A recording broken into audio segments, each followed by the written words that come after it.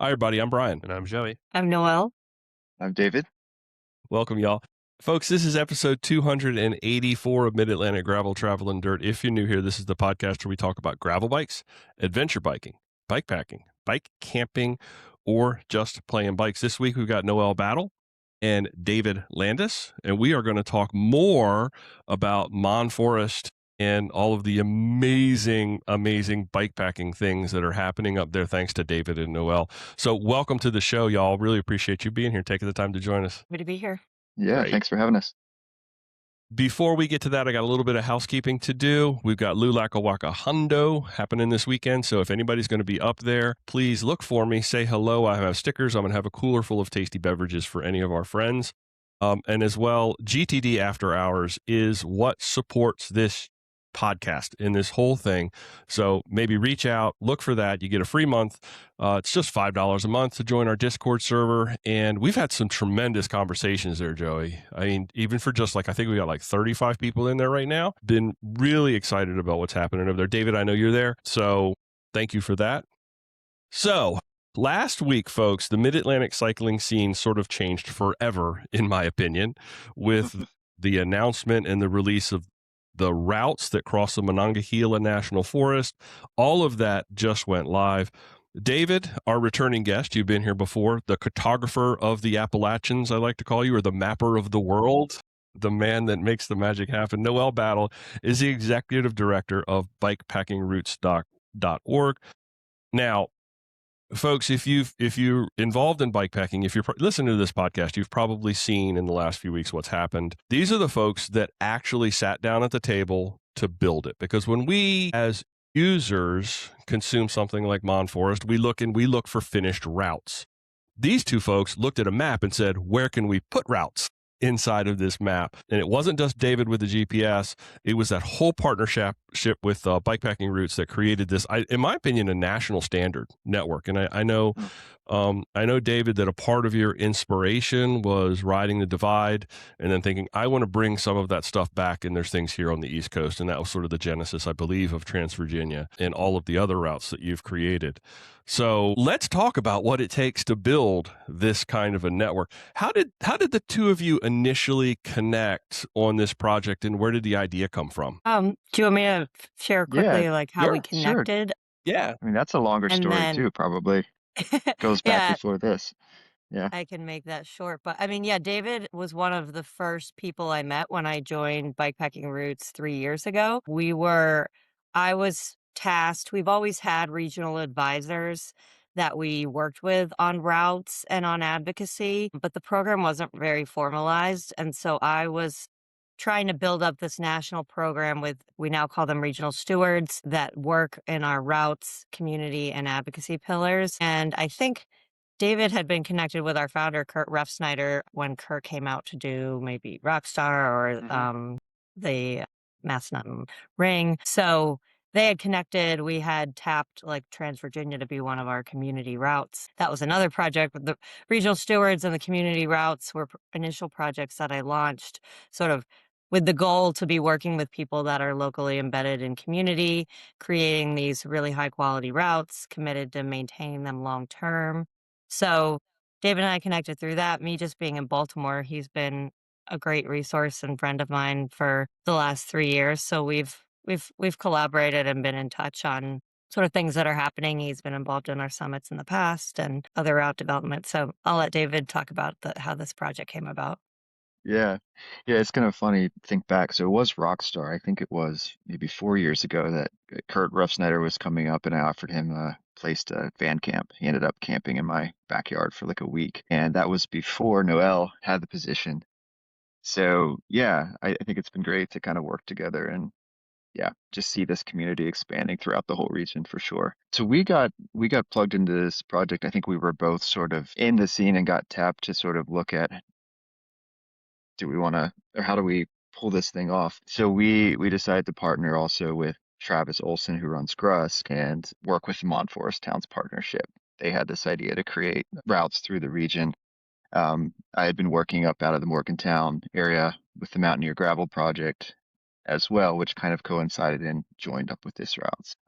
But yeah, our partnership and connection goes back quite a ways, and I think we're really just trying to build up a regional scene and community. It's not just the routes, but it's the connections between all the people too. Yeah.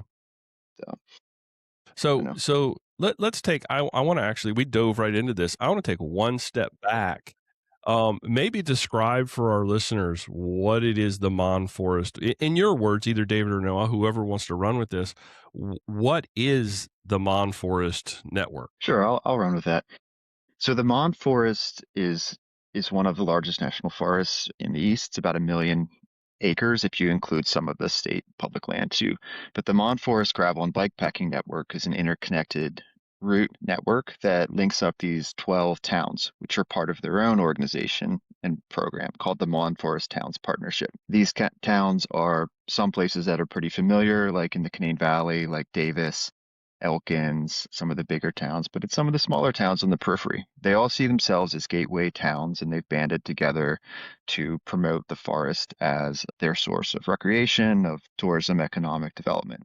So this project's goal was to link up all these towns with bikepacking routes and gravel routes. Sometimes bikepacking routes is mostly focused on multi-day routes, but there's been a growing scene to, like, I think, connect gravel day rides with bikepacking routes and link up communities.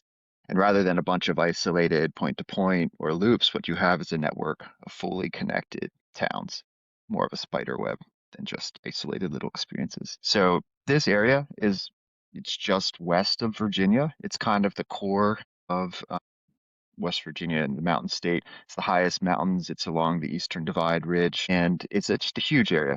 And it starts really, about 45-minute drive west of where I live in Harrisonburg. So the Western Virginia, not West, the Western Virginia bike scene is also very plugged into this area. So we can ride there from our house. So one of the things that I think of when I hear you talk about that town network Hmm. is what the Gap has done with their trail towns. So it feels like it's got a lot of that same kind of cooperative effort, which I think is just fantastic because it really brings something to all of those locations. And I think of the little town of Durban. There's Hmm. just not much in Durban. If you ever go through Hmm. Durban, there's just not Hmm. much there. But I think this is something that could actually and will have tremendous economic impact for all of that. So, I was gonna add on, I think, yeah, and I think the reason why we were chosen as the partners on this project is our approach was really going beyond just creating routes and putting them on a website. Hmm. And there was a whole community engagement process, and Travis was a big part of Hmm. this in the beginning. Um, the Mon Forest Towns project is a project on their own that is, Hmm. has grant funding to support the 12 towns and infrastructure and recreation. So this project from the very start, there were meetings in all 12 communities, or maybe a few of them combined together, Hmm. connecting with mapping out all the stakeholders, working with the Forest Service collaboratively from the beginning and the towns to see what they want, where they want the routes to go, what they want to be highlighted. So that's very in line with our bikepacking routes model, I think, in terms of promoting public lands and also rural communities, that I think this really was unique in how engaged it was with community throughout, also through Mid-Atlantic riders. Hmm. We put out a call, to test the routes and to provide feedback. So I think, it takes more work to create a route network this way, but it's really a model for, to do it. And that hopefully will make it a lot more sustainable and a lot more impactful over time. yeah, the idea of getting that community buy-in from the town network before I feel like that is a tremendous plus because now you've got the community buy-in first as opposed to, hey, we're running this through you whether you like it or not kind of an approach. Hmm. Getting that buy-in, hugely, Hmm. huge impact. David, how hard is it for you? I've always been fascinated by how your brain must work when it looks at maps. The technical challenge of weaving, 600 miles through some of the most rugged parts of one of the most rugged states on the East Coast. The challenge is, I can't even begin to think. And how do you go about doing that? That's a good question. There are a lot of pieces to this project, and like Noel mentioned, that community part was super important and foundational. And we, you know, It's not just my head, it's a bunch of people's heads, let's say. So we did make a call for ideas of what are your favorite routes, what are your favorite places. We engaged cyclists from the Mon, from outside the Mon. It's I like to say it's sort of a science and an art. Like you have to be systematic in sorting out your options, and then you have to be creative in presenting them in a way that's interesting and appealing for people. And the Mon is just, I mean, it's incredible. There's so many good options. The hardest thing is filtering and choosing, I think, the best ones in the Mm. end. So we had many more ideas even than what came out in the final massive network of routes. And yeah, but I think I don't know, this has been a familiar area to me for a while too. Like I've been based out of Harrisonburg primarily for more than 25 years now. I was out of the country for a bit too, but a lot of these places are places we've been going to for a while. So this project was different for me than almost anything I've worked with, where I had probably been on two-thirds to three-quarters of the roads before we ever started this project. But it's a process of mapping out the stakeholders, mapping out the riders, mapping out the communities, mapping out the best places to visit, and then thinking, how do we link these up in a strategic, approachable, presentable way? Like we wanted stuff that was beginner friendly, that was family friendly, stuff that I would take my kids on. And we wanted the big epic 600-mile bike packing loop that ties all the towns together and everything in between. And I think we tried in a very mountainous and steep terrain kind of area to err on the side of stuff that was slightly shorter and more approachable where we could. And one of the beautiful things about the Mon is that everything can basically double as a bikepacking trip. There's very few places where you can't find some option to camp mid-route. And that's different than a lot of other parts of even West Virginia where you don't have all of that public land that you can wild camp on. So there's something unique about this where it made sense to be a bikepacking focused network and not just a series of day rides out of town hubs.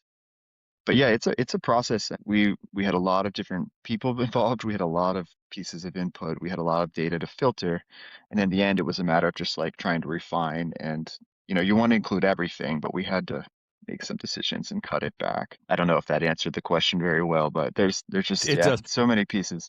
I Yeah. love the idea that it's accessible. You said this is something you could take a family out on. And how many different I've looked at the map and the website, the page that's on Bikepacking Routes does an amazing job, in my opinion, of presenting so much information. I'm a web designer by trade, so putting all of that together into such a usable space. Folks, if you haven't, I'm going to put a link to it in the show notes, but if you're interested in this at all, start there because that's the place that's got all the routes. It tells you all of the different configurations. I mean, even down where to park, because that can be a struggle. That could be just Hmm. where do I start with this and where do I leave a car for 2 or 3 days that I Hmm. know that it's going to be okay? I get questions about that probably every 2 weeks from somebody who wants to do Gap. It's like, where do I leave my car? Or do the towpath? Where do I leave my car? Where do I park? And all that information is there. How many different, if you even know off the top of your head, different route? And I know that people could take it and link them up separately their own different ways, but the way that you've got it laid out now, how many different routes are there? Do you want me to take Ballpark? that one, Noel? 66, right? Yeah, it's 66 in the network, and they do have some overlap. And like for the longest route, we have a 600-mile and a 440 Mm-hmm. mile version of roughly the same thing with some add-ons. But it's almost 5,000 miles of total routes that we Wow. have put into 66 experiences. Chose, I believe, 11 that we called signature routes for the Bikepacking Routes website and featured those a bit more. But if you go to Ride with GPS, you can see all 66. And if you go to the monforesttowns.org/gravel, the Mon Forest Towns partnership website, they have the detailed information of all 66 on their website, kind of in a similar but different format to bikepacking routes. So you can see all of the day rides as well as the ones that we featured as like the premier bikepacking routes. But like I said, there's a lot of overlap, like between overnighters, day rides, and multi-day rides. Ride with GPS has a great way to filter out through the collections if you want beginner friendly, because we say beginner friendly, but it's a tough place to ride, as you know. But it is mixed in with a number of rail trails, and there's some flatter areas around the rivers that are a little bit more approachable, less physically demanding. So Ride with GPS, Bikepacking Routes, and Mon Forest Towns three different ways to approach the same information. I'll Kind of put see it in links a to different angle. all of those resources in the show notes so that folks, if you're looking for that, that's the place to go. And then, like you said, I just love the way that Bikepacking Routes, how the website ordered it. David, I would be remiss if I didn't take a moment to talk about Elk Rut Ramble. And if we move up a little north into Pennsylvania, these two elements are very close together. If you think of West Virginia and Pennsylvania, how do they work against each other, or what's the personality of each, or tell us what Elk Rut Ramble is? So the Elk Rut Ramble is a 225-mile bikepacking route that's based out of Cameron County, Pennsylvania, in the town of Emporium, which is like an hour and a half north of State College, for reference. It's in the center of the PA Wilds, kind of the heart of the PA Wilds, they call themselves. So I've been working with a project there that we've called Wild Elk Gravel. This is the part of Pennsylvania that has 1,500 wild elk that roam free. They were reintroduced like 100 years ago, brought in on train cars from Yellowstone, and it's become kind of the feature of this part of PA. So the Elk Rut Ramble is a 200-mile bikepacking trip route in that region. There's also about 15 other day rides that loop out of four different areas, towns and state parks. But yeah, it has a lot of similarities yet distinctiveness from the Mon. So the Mon National Forest, it's federal land. In Pennsylvania, they have a lot of state forests and state land. They look kind of the same, but they are different. PA has I'm trying to think how they're different. I feel like it feels a little less populated in northern It's a lot PA of than the state Mon. forest roads as opposed to, yeah. In general, I think Pennsylvania's gravel's smoother and a little easier to ride. The grades aren't quite as steep as West Virginia. There's always exceptions to this. And this is the Wild Elk Project is based in one county and it spills out into two or three neighboring counties. But the Mon Forest region, it's an 8 county region. It takes 3 hours to drive across it. It's just a huge part of the state. So you have a lot of different types of the Mon that have very distinctive personalities, from like the spruce knob, the 4 to 5,000 foot mountains on the ridges. The cranberry wilderness feels different, and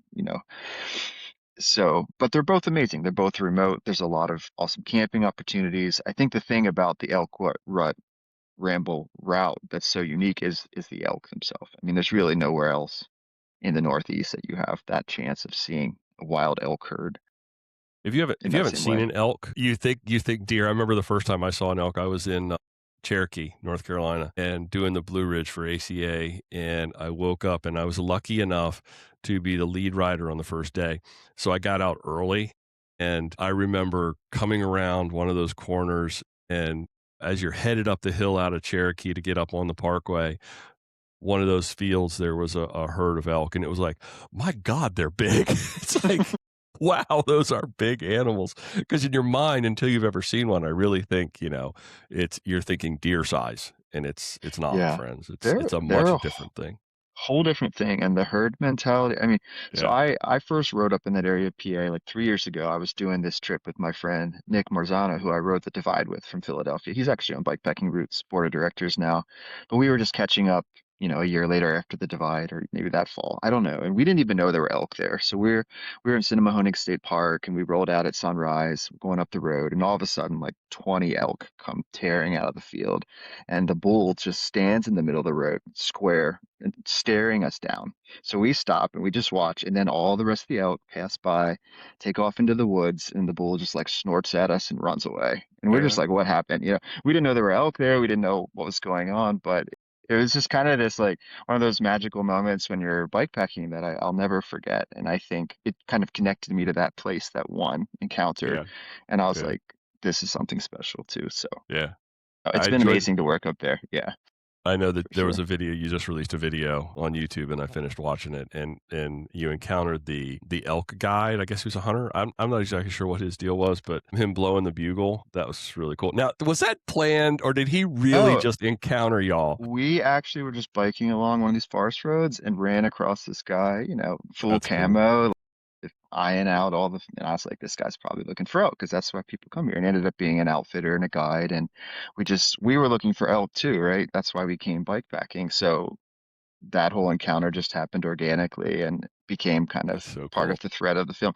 It's an amazing film. Alden Roth put it together. I encourage everyone to check it out. I think it paints a really good picture of that region and just what makes it unique. That project was also really deeply visioned by the community and worked on with the community. The county commissioner came to a gravel summit that Helena Catala from Pennsylvania Environmental Council put together, got connected through the Trans-Virginia work and the growing bikepacking scene. Noelle was at some of those summits as well, but he's like, we want this here. So they had this vision. We spent a couple of years working with the community, working with forestry advisors and mapping it out. Helena was deeply involved in that project too. And it's just another example, I think, of finding what's unique about this place, telling that story with routes, and then presenting all that information to the public to pull them in. But Yeah. yeah, definitely check out the film. I'll It's put a super well done. I'll put a blanket statement out there. I'm going to put links to all the things in the show notes. So if you're So looking for many them, go things find them there. happening right now. Joey, have you ever seen an elk in the wild?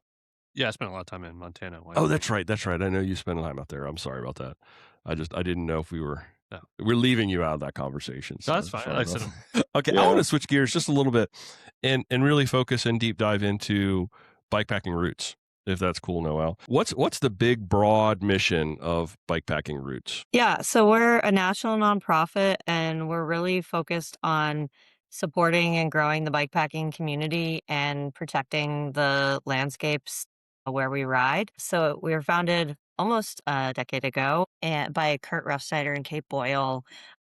They're both pretty well known in like the ultra bikepacking world. Have done some pretty cool adventures. As Kurt was winning the divide back in the early 2000s, and seeing like as racing was exploding and more people were just kind of going out there and tearing through these landscapes in that way, that wanted to make sure that people like took a pause and like really we're focused on bikepacking to connect with nature and be good stewards of the land. So our three pillars are ride, connect, and protect. And they all three tie into those themes. I think we've created long distance routes. Kurt and Kate, they used to teach a geology and bikepacking course at Prescott College. Kurt's from Arizona. Kate lives in Teton Valley, Idaho. So a lot of our work was historically in the West and Southwest, and where there's vast amounts of federal public land. So we have some long distance routes, like a route from Mexico to Canada, called the Western Wildlands Route, which is 70% on public lands, just kind of parallel but further west from the Great Divide route. Another route that we started was the Bears Ears loops. So we have a route network of two, like a figure eight route that connects and goes through Bears Ears National Monument. One of the cool things that we've done, Kurt was a professor. We have these like, for those signature original routes, we have like 80, 100-page guidebooks for them Excellent. that are not just about logistics, but are about the history of the public lands, indigenous perspectives, geology, ecology. So like Bears Ears was created as an example of what we're trying to do, is to get people out there, experience the landscape, be inspired to protect it. All those national monuments are under threat again, for Yeah. being privatized. So that's a Yeah. lot of our work.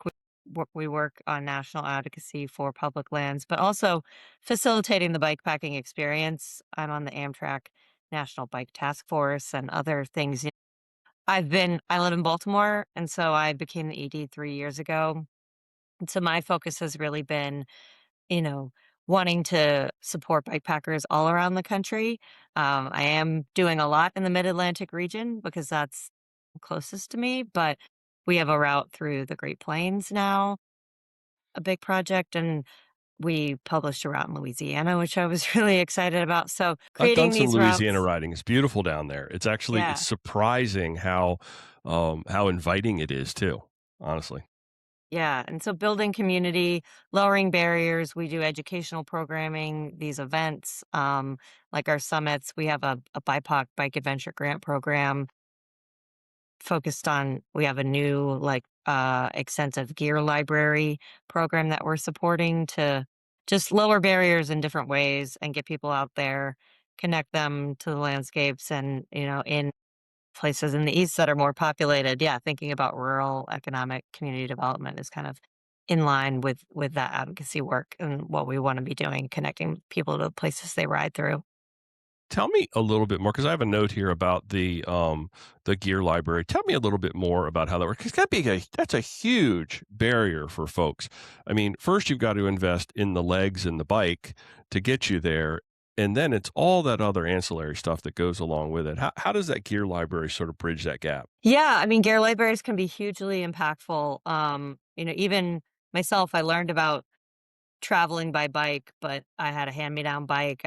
I'm not really a person that geeks out and buys a bunch of gear. So for many years, I had no idea how to go about bikepacking. I really went through that experience through my community in Baltimore of meeting a friend that did this, like begging her to take me on a trip, going on a group trip, like slowly getting the bike, getting the panniers. So, it can be intimidating. Of course, there's some Yeah. folks that are just like, I want to do bikepacking. I'm going to get this gravel bike and all the gear and, lay out thousands of dollars as an initial purchase. But, gear libraries have been, community groups and local bike shops, other places have started this idea. And I think it's growing hugely that a couple sets of gear in terms of bikepacking bags that will fit on different bikes, racks, the lightweight camping gear so that people can, check them out. Again, there's different systems for who like might be eligible to get gear from those gear libraries. But it's been something that I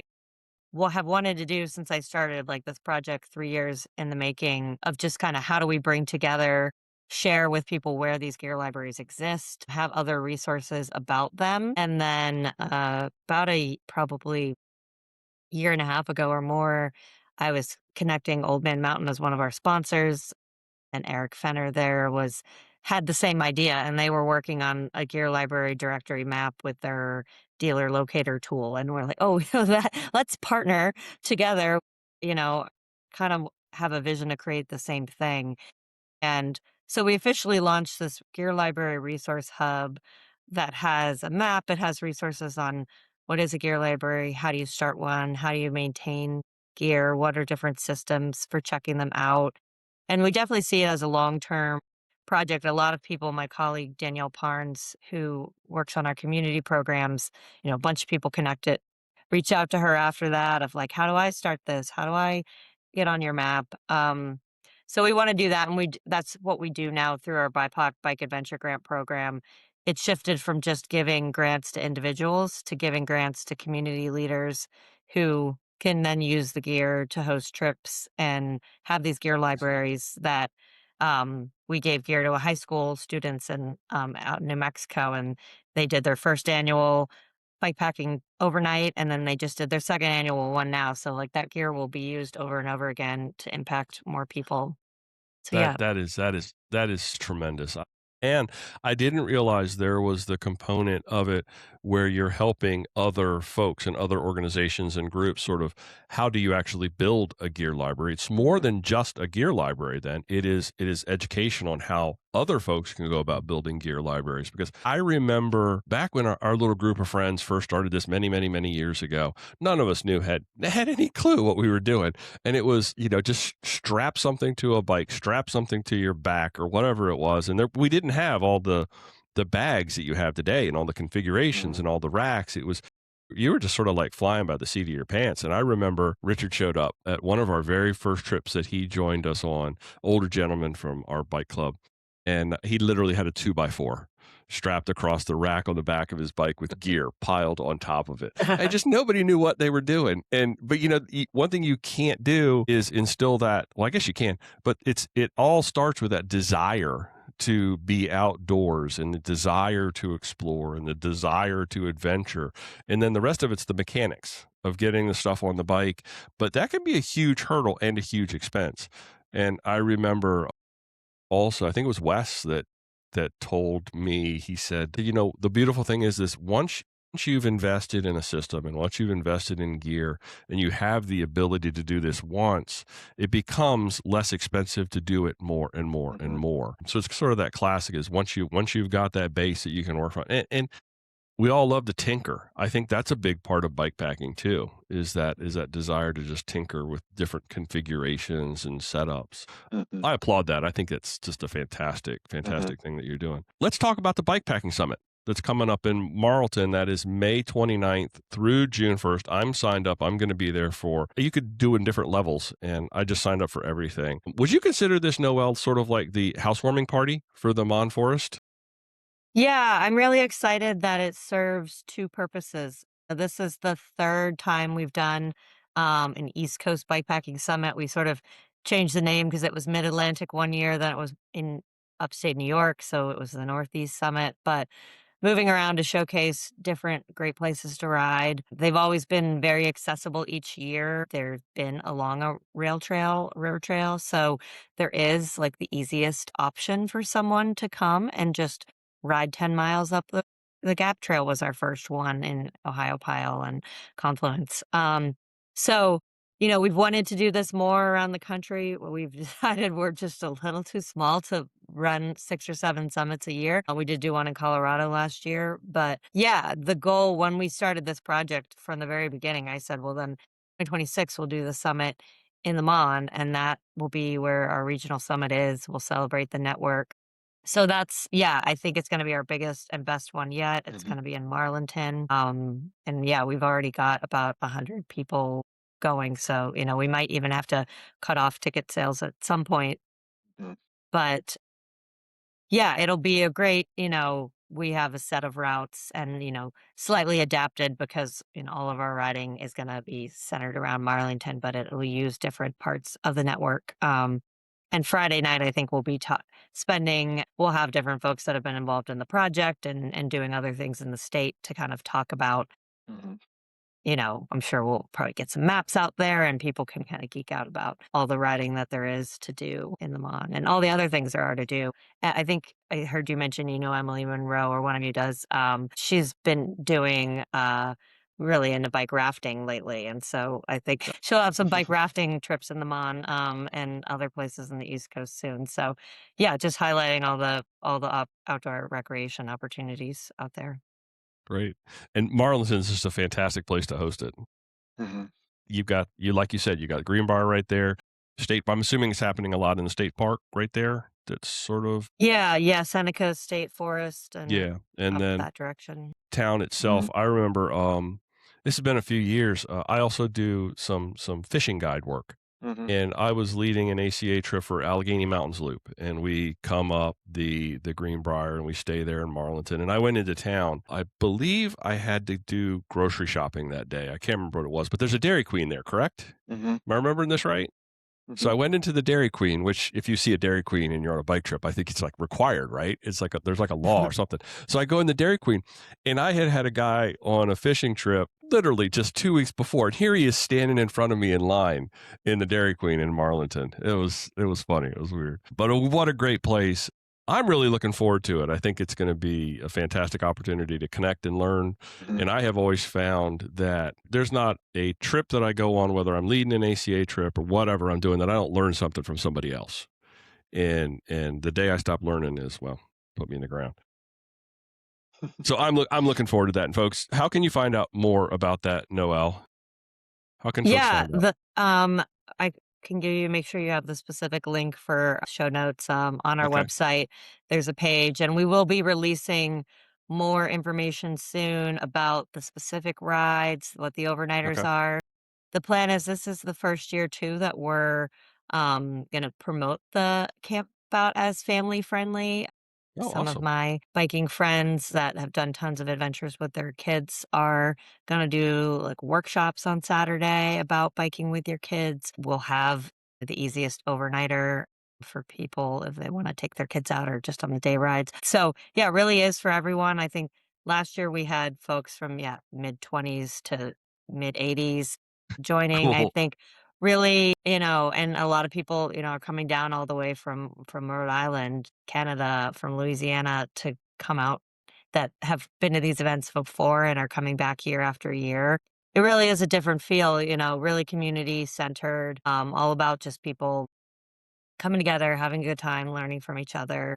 making new Excellent. friends in the region that they can ride with. That always happens. Yeah, so definitely check it out. We have, yeah, it runs from Friday. And then we have a base camp in Marlinton on Friday and Saturday night. It's great. Yeah, this has been really great planning since we're already, working closely with those folks in Marlinton. And then people that want to extend their trip and go on an overnight on Sunday night, we'll have three different options, kind of the easy rail trail option, middle range gravel option, and then a gravel option that's a little bit longer, a little bit steeper.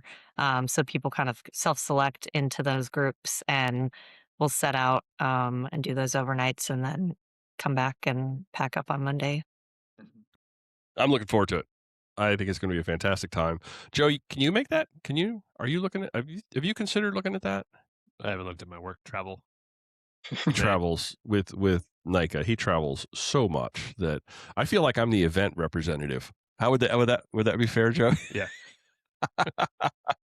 Let's switch gears because I know a lot of our listeners have heard us talk about Mon Forest. They've heard us talk about Elk Rut. I want to talk about bikes for a minute.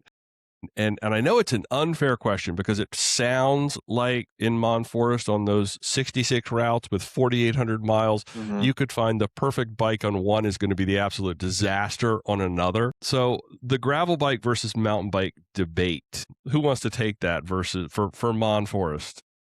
What's the perfect rig look like? It's always such a hard question. I think most of us who were scouting and exploring, we were either on like a Tour Divide style bike or a hardtail. Like maybe that is the Tour Divide bike. Roads, or I have a YLFA hardtail I used a lot. There's a lot of it that's very gravel bike friendly in terms of tire size, but I think where you really want to keep on point is you want the gearing to climb, especially if you're carrying camping gear. Okay. Like some of these grades, they'll pop up to a 12 to 18% hill here and there. So mountain bike has the lower gearing by default. More bikepacking bikes and gravel bikes are going that way. But I would say, you definitely want at least a 45 millimeter tire to ride most of it. I feel like 50 is the sweet spot now for a lot of this. And like the network's made up of day rides and bikepacking routes, like we've been saying. Some of the bikepacking routes dive a little more into some single track connectors to link up areas. So having a hardtail or like a cutthroat or something that was a little easier to get through if you had like a 2 or a 2.2-inch tire. But it's kind of preference. I don't know. I just sort Yeah. of err on the more bike more and more as I ride this stuff. You never want to be underbiked. Noelle, what's your take on that? Yeah, I think probably comes down to the gearing, and I need to fiddle with my gravel bike to get better gearing so I can hopefully use it more. But I have a Kona Sutra Okay. ULTD that's like the drop bar mountain bike. And now it has 2.6-inch tires on it because I went to Nice. Baja, and that's just what it'll have probably until those tires go bad. So it's probably plenty of bike for this. But yeah, the gearing, it's comfortable. So I think, yeah, as David said, just having something, unless you want to walk, I think, Yeah. if the steep hill gets steep, sometimes I'll walk it anyway, even it's not the Yeah. bike's limitation, Yeah. it's my legs. So, Yeah. but it'll make Sometimes it I enjoy easier. that. Sometimes Yeah. I enjoy that it's almost like a little reprieve from the grind of the bike, and the hill is almost there too. It's meant to be there. It's meant to slow you down a little bit and take a breath. I know in the pre-show we were talking, you're fresh back from Sea Otter, and Yeah. that was the big story there was I think everywhere you looked there were giant wheels. What do you think a 32 would look like on some of these routes? Honestly, I'm not the person to ask about gear. I was in the salsa booth. I didn't talk about wheels or any of the astral booth. I still put, strap a dry bag on the back of my bike. So even though I don't know if David has thoughts, but yeah, I'm not I don't educated know. enough to talk I about think that. they are all fine for this stuff. I don't know. Yeah. People, it's kind of funny because you talk these West Virginia cyclists, mountain bikers, been riding forever, and they used to ride just whatever bike. They, like we always rode these roads. We used rigid mountain bikes with 2-inch tires and rim brakes, and they've been riding roads 6-inch like that. wheels. Yeah, 26. I think they kind of sometimes just laugh at all of this too and say, well, it's more about you getting Yeah. out there than your bike. So But That's true. That's true. Joey, I want to sidebar just a second. What's your take on the 32 from a mechanics perspective? I mean, my 20 years bike industry wise, I saw the shift to 29 and everyone thought it looked like UFOs and the geometry was all out of line. So it always looked really weird and everyone hated them for a while. And I think right now we're at the best point bikes have ever been. Yeah. This is like a weird thing. And I know that Yeah. industry needs a shake up. So we went through this before. It's not a, Doesn't seem like the best time with the way the bike industry is. Although here's a new wheel size. Let now go reinvest in everything. It also felt like when I was watching some of the Sea Otter coverage that it was like you said, the bike geometries haven't really figured that 32 out yet, and it's also the drivetrains are going to need to be adjusted as well. But anyway, I think it's here, and I think we all just need to embrace it and try to figure out how to sit between wheels as opposed to sitting on top of a bike.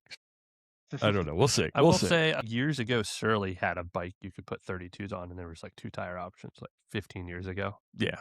But I think somebody sent the word out at before Sea Otter and said everybody about 6, 8, 12 months ago needs to start figuring out 32s. Yeah. I want to ask both of you, and Noelle, we'll start with you. What's your go-to piece of equipment when you head out on something like maybe a 2 or 3 day bike packing trip through the Mon Forest? What's that piece of gear that may be considered a luxury by some, but is considered a necessity by you? And everybody usually enters coffee. Yeah, I don't know. Like I said, I'm pretty simple, and there are some new options that I'm looking at from some of our sponsors, so maybe I'll change it up. But my favorite, like, handy piece of gear, again, I have my sleeping bag is my biggest piece of gear, so it's always sitting on my rack, and then I just have a cargo net that goes over it. And David's always, looking at my bike being like, that's too heavy, you got too much stuff. But that's the way I ride. So, I mean, you can stick your gas station pizza under there. You can put your shoes. I've got my Tiva, so I can go stop in all the creeks and go swimming. So that's the kind of bike touring I do. Yeah. Yeah. I think I've been riding my hardtail so much more, almost exclusively for bikepacking trips. And they sound silly, but like the foam pad, the foam bedroll that I roll up and strap onto my bars. I usually take a inflatable pad too, but I feel like I have like a dozen of those in my garage, and I think they all have some sort of a hole in them. But I keep going back to that like simple foam sleeping mat to always have that, to sit on it, to take a nap on it, and that works really well with flat bars versus the drop bars. So I don't know. Okay. It's just like one of those things, maybe a little extra luxury. It's a lot of extra bulk, but I don't know. I always have coffee too. I wouldn't go anywhere without that, or at least some sort of caffeine. We had Carl from Alabaster Coffee here a few weeks ago, and he was talking about what were those things that were like tea bags for coffee? I was gonna say I got a work trip this weekend, camping wise, and I ordered it's tea bags of coffee. So I just take my jet boil and I actually have really good coffee. That solves that problem because it's good, it's quality stuff, and it's not like instant coffee. Which I'm not a coffee drinker. I'll admit it. I'm not a coffee drinker. I told Carl that when he came on. I said, I have no idea what coffee's about, but we're going to do a thing with Carl where Brian is going to explore coffee at some point. And I don't know, maybe they'll get me hooked. I hope not. You never know. So what are the folks that are thinking about Mon Forest, they're thinking about Elk Rut, what's the first thing they should do? I think they should go to Ride with GPS, check out the routes, and join the tourism organizational accounts for one. I think some people don't realize this about Ride with GPS. If you're on that platform, if you follow an account, like they have club and organizations, if you join that, you always have a shortcut to the routes in your app and in your web browser. Right. And then you can see them, you can be reminded, and pin those routes that you want to see. I would say also check out these great websites too, like for the Mon. We don't have that for the Wild Elk Network yet. We're hoping to see that kind of come online in the future. But check out that video. I feel like that video really paints the picture in a really nice way. It does. It does. And I can imagine we're going to see as people go out and explore the routes for Mon Forest, you're going to see videos popping up. Probably this summer, I think it's just going to explode. I think you're going to see a lot of stuff pop up. So be on the lookout for that. Maybe set up your Google alerts. Sure. I mean, definitely sign up for the Bikepacking Route Summit if you can make those dates. Yeah. If you can't make that, Grusk is just a month and a half behind that, up in Spruce Yeah. Knob, mid-July. Grusk highlights a lot of the great stuff in the central Yeah. Mon Forest region. So Yeah, those are we'll be kind there of for that. I'll two, be there for that. I yeah, should be there key for that. ways to plug in, meet folks, get a taste of that. There's a lot of folks from Philly talking about going up to Wild Elk region this year too. So check in with your local bike shops. They should have info about most of this stuff through the Cool. projects. Well, folks, the maps are live. The roads are ready. The only thing they're waiting for is you to jump on a bike and plan a trip and go do a thing. So you guys want to stick around for this or that? Please and thank you. Noelle, I'm going to start with you first, then David, then Joey, or no, should I go next? What do you want to do, Joey? You want to go last this week, Joey? Sure. Okay, Joey will go last. Noelle, David, me, and then Joey. First this or that for this week. Riding through peak elk rut and listening and hearing the bugles of the elk, or riding through peak foliage in Mon Forest, getting that West Virginia color. Noelle, you're first. I'd say the elk because that's pretty unique. Although, Yeah. does that happen in the fall? Then I can do both. Yeah, I'd say the same because they're actually the same time of year. So you get Yeah. to see that both September, October. Yeah, there's something special about the elk. If Mhm. you've not, I don't want to take any highlights away from Mon Forest, but there's tons of stuff there. But I'm man, planning on doing both this year. Mhm. yeah, excellent. Elk all the way. Joey? Yeah, I would say elk. I mean, the Oh, foliage I is pretty agree. all over, and you're going to see it, but I'm Yeah. not going to walk out my door and see an elk. Yeah. Yeah, that would Hopefully be not. that would be Mhm. different. Second this or that. Following that purple line on your head unit or using a paper map and local landmarks for an old school vibe. I'll say following the purple line, although I only got a Garmin a year or two. I mostly just use it for battery life. I Yeah. would Mhm. prefer just like the ride with GPS app, um, is my Me favorite. But too. I love the ride with GPS experience. It's fantastic, but David? I mean, I am in GPS world all the time. There's something really nice to think about actually taking like a map out there and compass and figuring it out. I'd love to try that just as an experience and leave the GPS behind because it's just Yeah. become everything I do. So I don't know if I, that answers it, but yeah. Yeah, it does. Because I'm in the same space. It's like you're never going to not have that purple line to follow. In my opinion, I think you would be. I don't know. It wouldn't be right thing to do. But man, the idea of just setting out with some paper maps and Mhm. following that old school. But then real world strikes and they get rained on and the map goes away. And boy, I know Larry wishes he had some paper maps last year on Larry. Virginia. we'll always have two forms of Mm. Yeah. navigation. That's Yeah. one of the things we teach, whether it's your phone as a backup to your Mm. GPS unit or a paper map. So I Yeah. think Larry needed like 5 or 6. I He will needed somebody say with smoke signals. Purple Lizard has maps for most of the northern Mon and central Mon, and they're mapping out the PA wilds across northern PA now too. So they're a great source of paper maps. They are waterproof. You should definitely check those out if you're looking Joey? for a map. Yeah, I was going to say purple lizards are waterproof. Yeah. I love my collection. I'd like to be redundant. I can't. 2026, I can't really go wrong with technology, and Yeah. I even download maps offline, even on my phone, and have it on the GPS. And I don't do much adventuring anymore, but yeah, I would keep a map I in would my book say bag.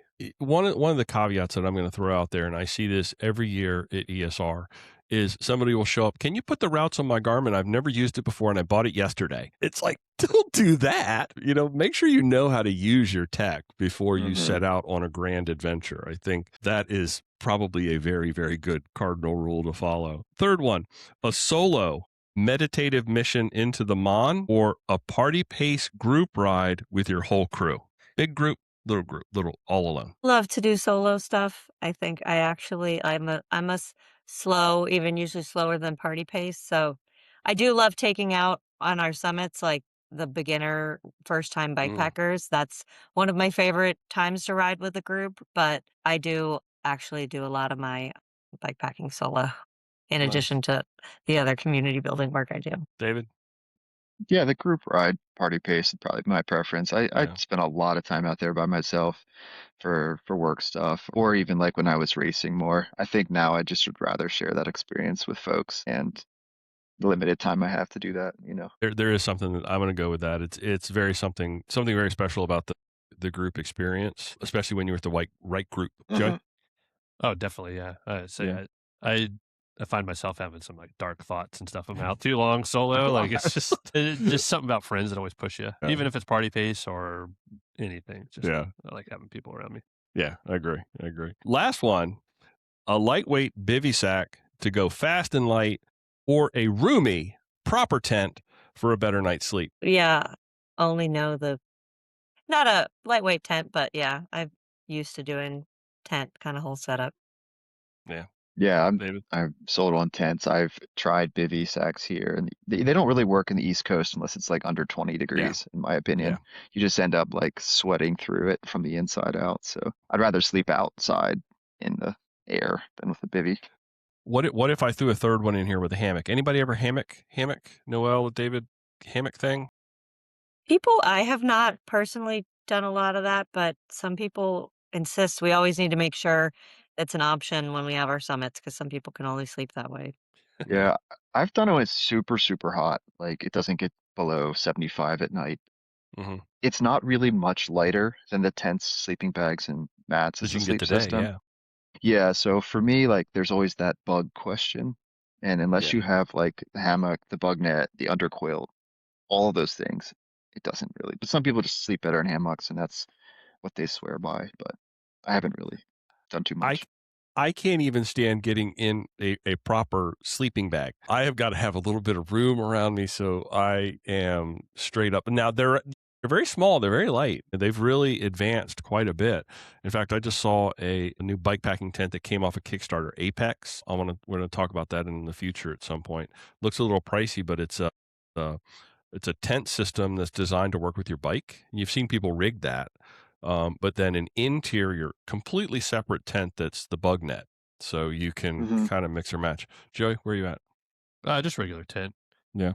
Too claustrophobic. I tried the bivy when I was a young Boy Scout and just not good experiences. Yeah. So it's my own little personal space to get away from people. Yeah, it is. There's some isolation that comes at the end of a day with that party pace group that you always want to ride with to get a little quiet time. You need that quiet time. So, well, that about wraps us up. David, how can folks reach out and get in touch with you if they'd like to do it?